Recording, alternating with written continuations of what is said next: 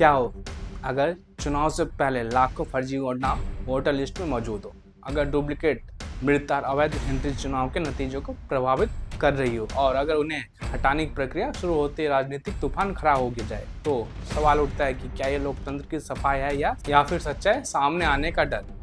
Hello दोस्तों, मैं करण किशोर, आपका हमारे यूट्यूब चैनल पर स्वागत है। आज हम बात कर रहे हैं वेस्ट बंगाल के बड़े मुद्दे की, जहां वोटर लिस्ट रिवीजन को लेकर जबरदस्त विवाद हुआ, लेकिन बीजेपी पर्सपेक्टिव से देखें तो ये सिर्फ एक कंट्रोवर्सी नहीं बल्कि चुनावी ट्रांसपेरेंसी की दिशा में एक बड़ा कदम बताया जा रहा है। सबसे पहले समझते हैं कि इलेक्शन कमीशन ने आखिर क्या किया। स्पेशल इंटेंसिव रिवीजन यानी SIR प्रोसेस के तहत वोटर लिस्ट को अपडेट किया गया, जिससे उन नामों को हटाया गया जो या तो डुप्लीकेट थे या उन होल्डर की मृत्यु हो चुकी थी या जो लंबे समय से इस इलाके में नहीं रह रहे थे। बीजेपी का साफ कहना है कि ये कोई अचानक लिया गया फैसला नहीं था, बल्कि यह एक जरूरी एक्सरसाइज थी जो हर कुछ सालों में की जानी चाहिए थी, ताकि चुनाव निष्पक्ष और पारदर्शी रह सके। अब बात करते हैं कि नंबर्स के। लाखों नाम हटाए गए। सब कुछ रिपोर्ट्स के अनुसार ये संख्या 60 लाख से शुरू होकर 90 लाख के आसपास तक पहुंची। पोजीशन इसे मास डिलीशन बता रहे, लेकिन बीजेपी का तर्क है कि अगर इतने बड़े पैमाने पर गलत एंट्रीज थी तो उन्हें हटाना ही लोकतंत्र के लिए सही कदम है। बीजेपी नेताओं का कहना है कि अगर वोटर लिस्ट में फर्जी नाम बने रहते तो असली मतदाताओं के अधिकार का हनन होता। अब आते हैं उस सबसे अहम सवाल पर, सबसे ज़्यादा नाम किन जिलों से हटाएंगे।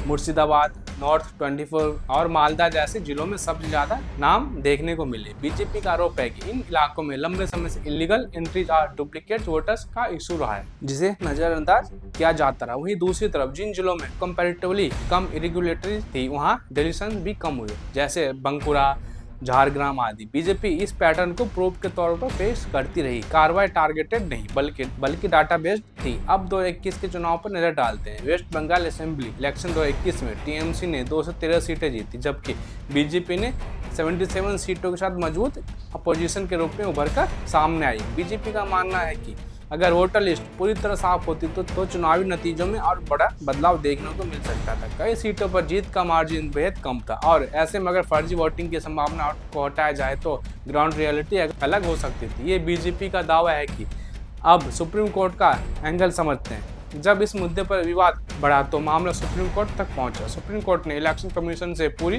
प्रक्रिया पर जवाब मांगा और ये सुनिश्चित करने के लिए कहा कि किसी भी जेन्युइन वोट का गलत तरीके से न हटे। बीजेपी इस बात को हाईलाइट करते हैं कि पूरा प्रोसेस जुडिशियल सुपरविजन में हुआ, जिससे इसकी क्रेडिबिलिटी और बढ़ जाती है। यानी ये कोई मनमानी कार्रवाई नहीं थी बल्कि एक मॉनिटर्ड एक्सरसाइज थी। अब आते हैं ऑपोजिशन के आरोपों पर। टीएमसी और अन्य दलों ने आरोप लगाया कि प्रोसेस खास कम्युनिटीज को टारगेट करने के लिए किया गया, लेकिन बीजेपी इन आरोपों को सिरे से खारिज करती रही और कहती है कि ये सिर्फ पॉलिटिकल नैरेटिव है, ताकि असली मुद्दे यानी वोटर लिस्ट की सफाई से ध्यान भटकाया जा सके। बीजेपी का कहना है कि अगर किसी का नाम गलत तरीके से हटाया गया तो उसके लिए क्लेम और ऑब्जेक्शन का पूरा प्रोसेस मौजूद है, और लाखों लोगों ने इस प्रोसेस के जरिए अपने नाम वापस भी जुड़वाए हैं। अब ग्राउंड रियलिटी की बात करें तो ये सच है कि कई लोगों को शुरुआत में कंफ्यूजन हुआ, लेकिन बीजेपी का तर्क है कि इतनी बड़ी एक्सरसाइज में कुछ इनिशियल चैलेंजेस आना स्वाभाविक है। इंपॉर्टेंट ये है कि सिस्टम में करेक्शन का